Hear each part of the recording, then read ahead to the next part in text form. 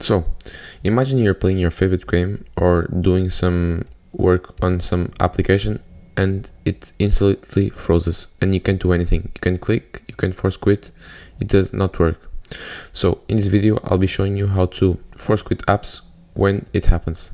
If this video helps you, please consider subscribing to the channel and don't forget to leave a like. So without further ado, let's start. So the first thing you're gonna do is open up your PC and open Task Manager.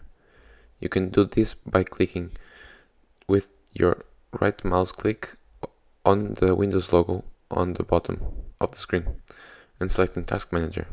After, you're going to go to Settings and Window Management and click Always on Top. This will allow you to open up always the Task Manager window over the other apps you're using, so that if you can't tab out of an app, you simply just click Ctrl Shift Escape and Task Manager will open on top of those windows.